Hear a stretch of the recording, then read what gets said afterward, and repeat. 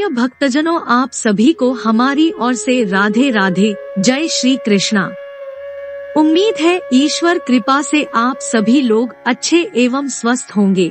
तो आज हम आप लोगों के लिए लेकर आए हैं एक और ईश्वर कृपारूपी कथा, जो कि श्री भगवान विष्णु के ही रूप भगवान बृहस्पति देव की है। आज हम आपको भगवान बृहस्पति की व्रत कथा, व्रत के महत्व, उद्यापन विधि व अन्य कई ध्यान विशेष में रखने वाली जानकारी देने वाले हैं। तो भगवान बृहस्पति के आशीर्वाद से शुरू करते हैं हमारा आज का ये वीडियो। तो बोलिए जय श्री राधे। अब हम सबसे पहले बात कर लेते हैं भगवान बृहस्पति के दिन बृहस्पतिवार की। बृहस्पतिवार का दिन भगवान विष्णु और देवताओं के गुरु बृहस्पति को समर्पित होता है। बृहस्पतिवार व्रत बहुत ही फलदायक माना जाता है। इस दिन भगवान विष्णु व बृहस्पति देव की पूजा का विधान है।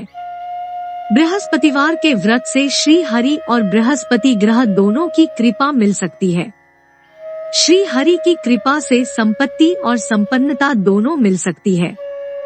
बृहस्पति देव की कृपा से संतान और विवाह की समस्याएं दूर हो सकती हैं। यह व्रत हर प्रकार से सुख, शांति और समृद्धि देता है। गुरुवार व्रत की शुरुआत पौष मास को छोड़कर किसी भी मास के शुक्ल पक्ष के पहले बृहस्पतिवार के दिन से करना शुभ माना जाता है। लगातार 16 गुरुवार का व्रत रखना चाहिए और 17वें गुरुवार को व्रत का उद्यापन करना चाहिए। गुरुवार के दिन सूर्योदय से पहले उठकर स्नान करके पीले रंग के वस्त्र धारण कर ले। इसके अनुसार जो व्यक्ति गुरुवार के दिन व्रत रखकर भगवान विष्णु की पूजा करते हैं और इस व्रत कथा को पढ़ते हैं, उन्हें भगवान विष्णु की विशेष कृपा प्राप्त होती है। इस व्रत को करने से व्यक्ति के सारे कष्ट दूर होते हैं, सुखों की प्राप्ति होती है। गुरुवार को न करें ये काम। बृहस्पतिवार के दिन हाथ पैर के नाखून भी नहीं काटने चाहिए। माना जाता है कि गुरुवार के दिन महिलाओं को अपने बाल नहीं धोना चाहिए। गुरुवार के दिन सिर, दाढ़ी आदि के बाल नहीं कटवाने चाहिए। व्रत के दौरान एनर्जी बनाए रखने के लिए आप ड्राई फ्रूट्स खा सकते हैं। बादाम, काजू, पिस्ता, डेट्स, अखरोट, मूंगफली आदि खाने से आपके अंदर एनर्जी बनी रहेगी और जल्दी भूख भी नहीं लगेगी। व्रत का खाना बनाते वक्त आप गुड़, बेसन, चीनी, दूध, घी, चावल, गेहूं, हल्दी आदि का प्रयोग करना चाहिए तथा इस व्रत के पारायण में नमक एवं फलों में केला का प्रयोग निषेध बताया गया है। इस दिन केले के वृक्ष की केवल पूजा ही की जाती है। गुरुवार व्रत की पूजा विधि इस प्रकार है। गुरुवार के दिन सूर्योदय से पहले उठकर सभी कामों से निवृत्त होकर स्नान करके पीले रंग के वस्त्र धारण कर ले। भगवान विष्णु का ध्यान रखते हुए व्रत का संकल्प ले। भगवान बृहस्पति देव की विधि विधान से पूजा करें। भगवान को पीले फूल, पीले चंदन के साथ पीले रंग का भोग लगाएं। गुरुवार व्रत आप 1, 3, 5, 7, 1 साल, आजीवन या संकल्प के अनुसार कर सकते हैं, लेकिन 16 गुरुवार का व्रत करना शुभ माना जाता है। 16 गुरुवार व्रत के बाद इसका उद्यापन कर दें। उद्यापन के नियम और विधि जो कि कुछ इस प्रकार है। सनातन धर्म में हर देवी देवता को सप्ताह के 7 दिन के अनुसार पूजा जाता है। भगवान विष्णु की पूजा आराधना के लिए गुरुवार का दिन समर्पित किया गया है। भगवान विष्णु को प्रसन्न करने के लिए भक्त गुरुवार का व्रत करते हैं। व्रत करने के पहले व्यक्ति कोई न कोई मनोकामना करता है, जो पूरी हो जाने के बाद भगवान को धन्यवाद देते हुए उसका उद्यापन करता है। पूजा सामग्री भगवान विष्णु को अर्पित करें। सामर्थ्य अनुसार दक्षिणा रखें और यह पूरी सामग्री किसी ब्राह्मण को भेंट कर दें। और अब इस जानकारी के बाद चलते हैं इस व्रत की पवन कथा की ओर। तो बोलिए बृहस्पति देव की जय, विष्णु भगवान की जय। एक समय की बात है, एक प्रतापी और दानी राजा राज्य करता था। वह नित्य गरीबों और ब्राह्मणों की सहायता करता था। यह बात उसकी रानी को अच्छी नहीं लगती थी। वह न ही गरीबों को दान देती, न ही भगवान का पूजन करती थी और राजा को भी दान देने से मना किया करती थी। एक दिन राजा शिकार खेलने वन को गए हुए थे, तो रानी महल में अकेली थी। उसी समय बृहस्पति देव साधु वेश में राजा के महल में भिक्षा के लिए गए और भिक्षा मांगी। रानी ने भिक्षा देने से इनकार किया और कहा, हे साधु महाराज, मैं तो दान पुण्य से तंग आ गई हूँ। मेरा पति सारा धन लुटाते रहते हैं। मेरी इच्छा है कि हमारा धन नष्ट हो जाए। साधु ने कहा, देवी तुम तो बड़ी विचित्र हो। धन संतान तो सभी चाहते हैं, पुत्र और लक्ष्मी तो पापी के घर भी होने चाहिए। यदि तुम्हारे पास अधिक धन है तो भूखों को भोजन दो, प्यासों के लिए प्याऊ बनवाओ, मुसाफिरों के लिए धर्मशालाएं खुलवाओ। जो निर्धन अपनी कुंवारी कन्याओं का विवाह नहीं कर सकते, उनका विवाह करा दो। ऐसे और कई काम हैं जिनके करने से तुम्हारा यश लोक परलोक में फैलेगा। परंतु रानी पर उपदेश का कोई प्रभाव न पड़ा। वह बोली, महाराज आप मुझे कुछ न समझाएं। मैं ऐसा धन नहीं चाहती जो हर जगह बांटती फिरूं। साधु ने उत्तर दिया, यदि तुम्हारी ऐसी इच्छा है तो तथास्तु। तुम ऐसा करना कि बृहस्पतिवार को घर लीपकर पीली मिट्टी से अपना सिर धोकर स्नान करना, भट्टी चढ़ाकर कपड़े धोना। ऐसा करने से आपका सारा धन नष्ट हो जाएगा। इतना कहकर वह साधु महाराज वहां से आलोक हो गए। साधु के अनुसार कई बातों को पूरा करते हुए रानी को केवल 3 बृहस्पतिवार ही बीते थे कि उसकी समस्त धन संपत्ति नष्ट हो गई। भोजन के लिए राजा का परिवार तरसने लगा। तब एक दिन राजा ने रानी से बोला कि हे रानी, तुम यही रहो, मैं दूसरे देश को जाता हूँ, क्योंकि यहाँ पर सभी लोग मुझे जानते हैं, इसलिए मैं कोई छोटा कार्य नहीं कर सकता। ऐसा कहकर राजा परदेश चला गया।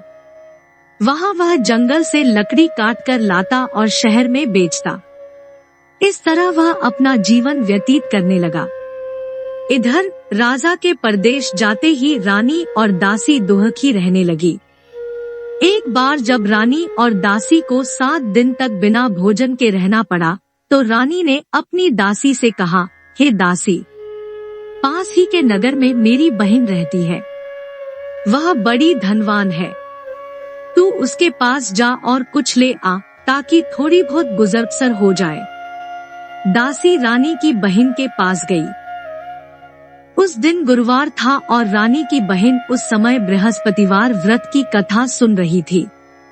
दासी ने रानी की बहन को अपनी रानी का संदेश दिया, लेकिन रानी की बड़ी बहन ने कोई उत्तर नहीं दिया। जब दासी को रानी की बहन से कोई उत्तर नहीं मिला तो वह बहुत दुखी हुई और उसे क्रोध भी आया। दासी ने वापस आकर रानी को सारी बात बता दी। सुनकर रानी ने अपने भाग्य को कोसा।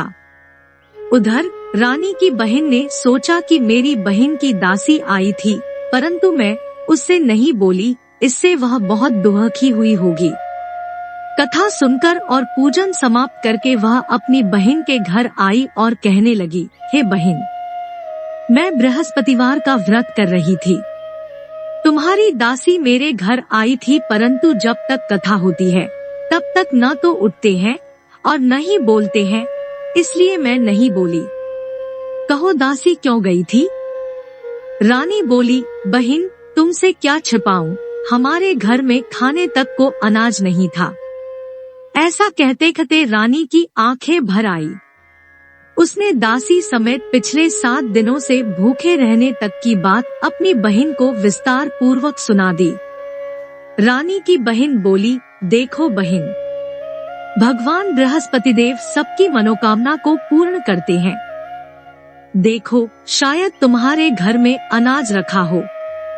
पहले तो रानी को विश्वास नहीं हुआ, पर बहन के आग्रह करने पर उसने अपनी दासी को अंदर भेजा तो उसे सचमुच अनाज से भरा एक घड़ा मिल गया।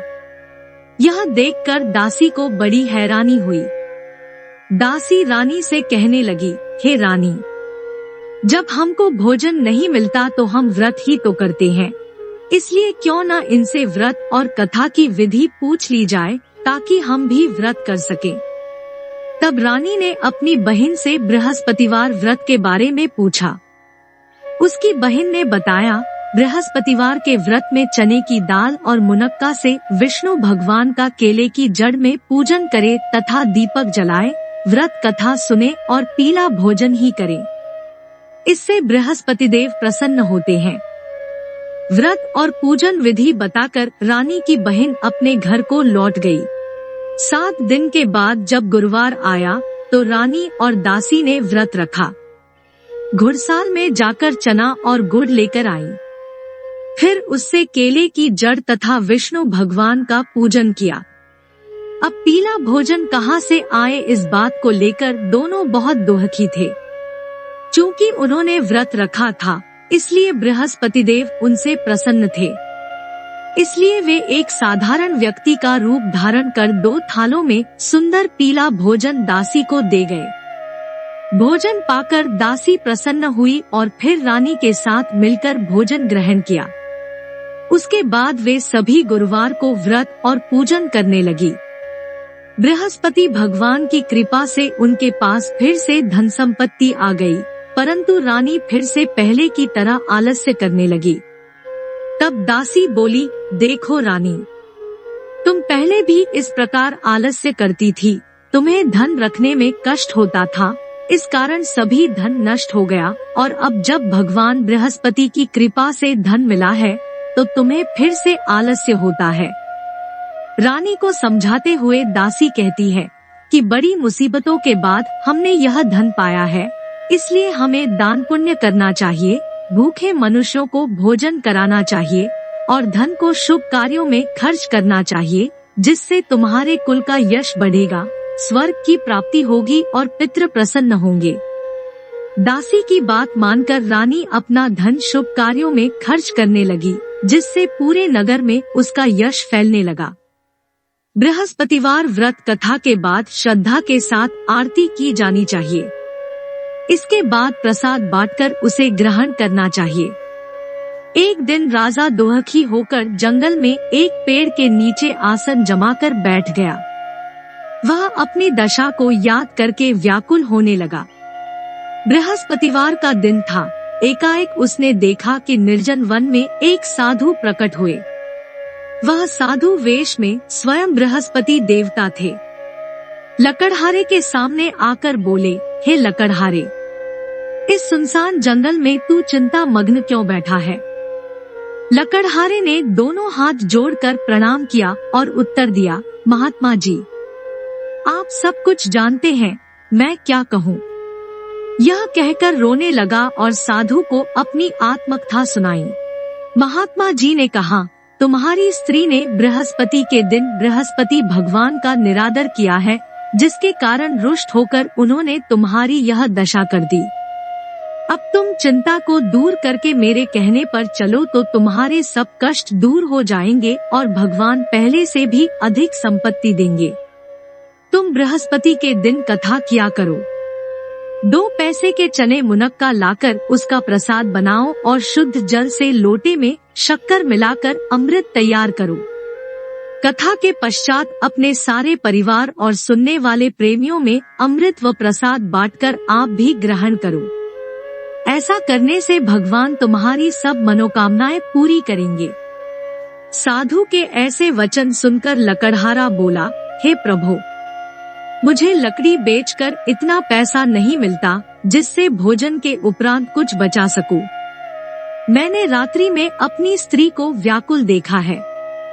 मेरे पास कुछ भी नहीं जिससे मैं उसकी खबर मंगा सकूं। साधु ने कहा, हे लकड़हारे, तुम किसी बात की चिंता मत करो। बृहस्पति के दिन तुम रोजाना की तरह लकड़ियां लेकर शहर को जाओ। तुमको रोज से दुगुना धन प्राप्त होगा, जिससे तुम भली भांति भोजन कर लोगे तथा बृहस्पति देव की पूजा का सामान भी आ जाएगा। इतना कहकर साधु अंतर्ध्यान हो गए। धीरे धीरे समय व्यतीत होने पर फिर वही बृहस्पतिवार का दिन आया। लकड़हारा जंगल से लकड़ी काटकर किसी शहर में बेचने गया। उसे उस दिन और दिन से अधिक पैसा मिला। राजा ने चना गुड़ आदि लाकर गुरुवार का व्रत किया। उस दिन से उसके सभी क्लेश दूर हुए, परंतु जब दोबारा गुरुवार का दिन आया तो बृहस्पतिवार का व्रत करना भूल गया। इस कारण बृहस्पति भगवान नाराज हो गए।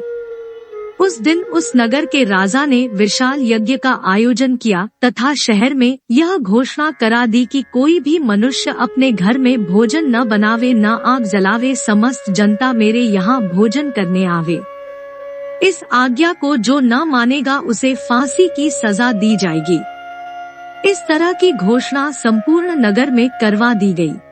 राजा की आज्ञानुसार शहर के सभी लोग भोजन करने गए, लेकिन लकड़हारा कुछ देर से पहुंचा, इसलिए राजा उसको अपने साथ घर लिवा ले गए और ले जाकर भोजन करा रहे थे तो रानी की दृष्टि उस खूंटी पर पड़ी जिस पर उसका हार लटका हुआ था। वह वहां पर दिखाई नहीं दिया। रानी ने निश्चय किया कि मेरा हार इस मनुष्य ने चुरा लिया है। उसी समय सिपाहियों को बुलाकर उसको कारागार में डलवा दिया। जब लकड़हारा कारागार में पड़ गया और बहुत दुखी होकर विचार करने लगा कि न जाने कौन से पूर्व जन्म के कर्म से मुझे यह दुख प्राप्त हुआ है, और उसी साधु को याद करने लगा जो कि जंगल में मिला था।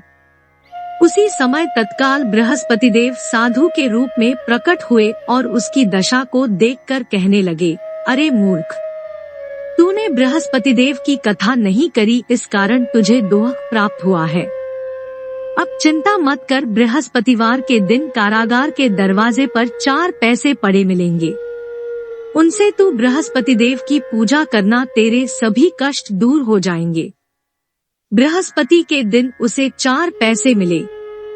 लकड़हारे ने कथा कही। उसी रात्रि को बृहस्पति देव ने उस नगर के राजा को स्वप्न में कहा, हे राजा, तुमने जिस आदमी को कारागार में बंद कर दिया है वह निर्दोष है, वह राजा है, उसे छोड़ देना।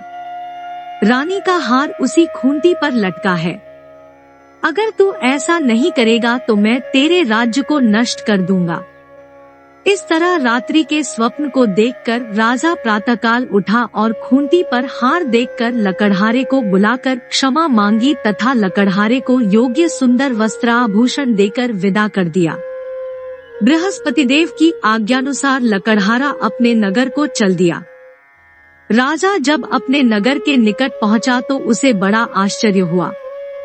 नगर में पहले से अधिक बाग, तालाब, कुएं तथा बहुत सी धर्मशाला, मंदिर आदि बन गई है। राजा ने पूछा, यह किसका बाग और धर्मशाला है? तब नगर के सब लोग कहने लगे, यह सब रानी और बांदी के हैं। तो राजा को आश्चर्य हुआ और गुस्सा भी आया।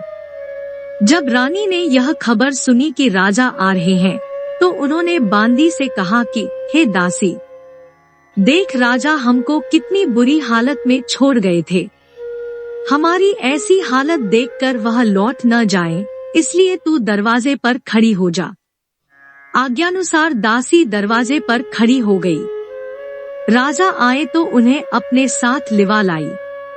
तब राजा ने क्रोध करके अपनी रानी से पूछा कि यह धन तुम्हें कैसे प्राप्त हुआ है? तब उन्होंने कहा, हमें यह सब धन बृहस्पति देव के इस व्रत के प्रभाव से प्राप्त हुआ है। राजा ने निश्चय किया कि 7 रोज बाद तो सभी बृहस्पति देव का पूजन करते हैं, परंतु मैं प्रतिदिन दिन में 3 बार कहानी तथा रोज व्रत किया करूँगा। अब हर समय राजा के दुपट्टे में चने की दाल बंधी रहती तथा दिन में 3 बार कहानी कहता। एक रोज राजा ने विचार किया कि चलो अपनी बहन के यहाँ हो आवे। इस तरह निश्चय कर राजा घोड़े पर सवार हो अपनी बहन के यहाँ को चलने लगा। मार्ग में उसने देखा कि कुछ आदमी एक मुर्दे को लिए जा रहे हैं। उन्हें रोककर राजा कहने लगा, अरे भाइयों, मेरी बृहस्पति देव की कथा सुन लो।